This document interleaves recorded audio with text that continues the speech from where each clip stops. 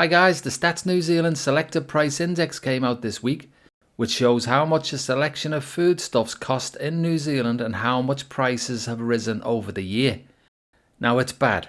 We all know the prices are still rising, and the main reason for this is because the RBNZ is not raising rates enough in a desperate attempt to save the housing PONZI from one almighty crash, which is long overdue by the way, and they know it. But by the RBNZ not raising rates enough, they have killed off the New Zealand dollar, which means that importing food and fuel is becoming extremely expensive. And obviously high imported fuel costs affect New Zealand produced food prices too.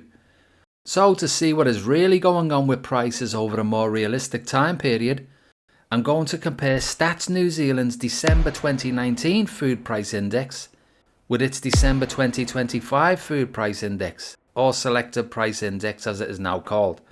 Now I have attached links to all of this data in the description. The table that I'm going to be looking at is the one which shows the actual price of items and not the index prices. So let's compare the prices and see how bad things have really got since 2019. Oranges per 1 kilogram in December 2019 with $3.90. In December 2025, the $5.50. Now that's a 41.03% increase. Then we've got bananas, 32.23% increase. Apples, 50.53% increase. Kiwi fruit, 31.92% increase. Sultanas, 98.28% increase.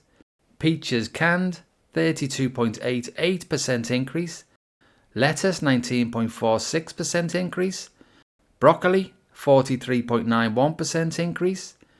Cabbage, 63.23% increase. Tomatoes, 69.65% increase. Carrots, 34.12% increase.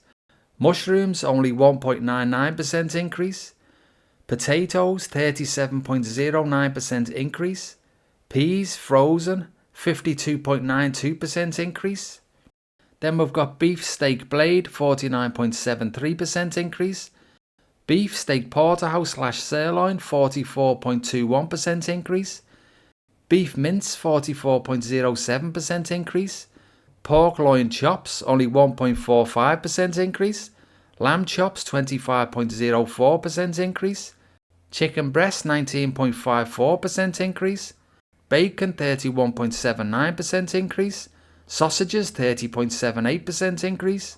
Tuna canned, 10.54% increase. Then we've got bread, white sliced loaf, 70.54% increase. Biscuits, 43.02% increase. Breakfast biscuits, 20.3% increase. Then we've got flour, 0% increase. Rice long grain, 29.02% increase. Milk, 38.2% increase. Yogurt, 63.6% increase. Cheese, 32.22% increase. Eggs, 104.1% increase. Butter, salted, 56.08% increase. Sugar, 29.64% increase. Tomato sauce, 27.76% increase. A chocolate block, 34.62% increase. Potato crisps, 18.18% increase. Spaghetti canned, 46.81% increase. Then we've got coffee instant, 48.43% increase. Tea bags, 23.61% increase. Soft drinks, 23.11% increase. Bottled water, 22.45% increase. Fruit juice, 43.36% increase. Then we've got fish and chips, 49.79% increase. And a hot meat pie, 44.67% increase. So have all of your wages gone up this much? The price of food is absolutely skyrocketing. And the really depressing thing is the staples like bread, milk, eggs and butter have had some of the highest price increases. Now weirdly, the price of bread has gone up over 70%, but the price of flour hasn't changed. Work that one out.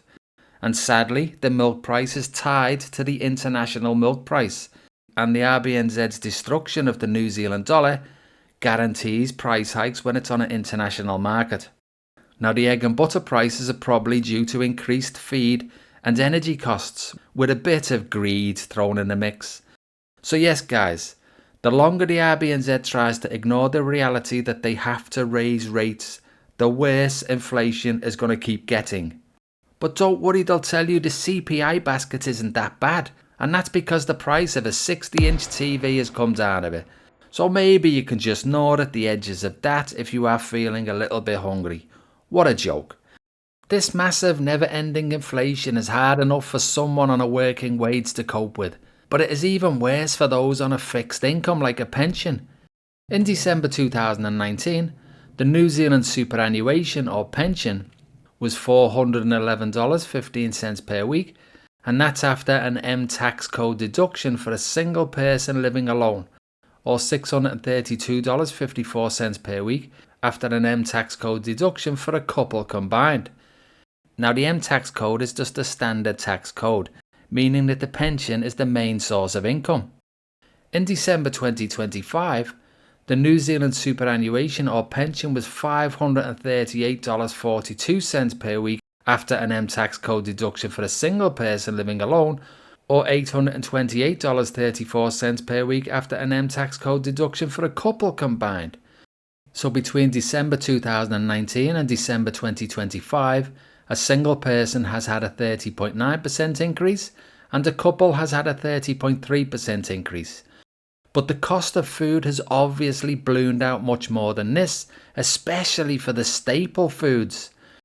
And it's not just food, it's power bills, insurance costs, council rates, rents, everything keeps going up, and more than what the government is pretending that things are going up, because they base their inflation levels off a manipulated CPI basket of goods that has things like the cost of a brand new 60-inch TV, which brings down the inflation number.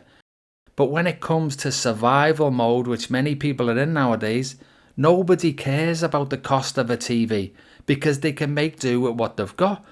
But you can't make do without eating staple foods. So it is time that the government and the RBNZ got serious about making the lives of the majority of New Zealanders less hard. Now we are 1 month away from the next official cash rate decision.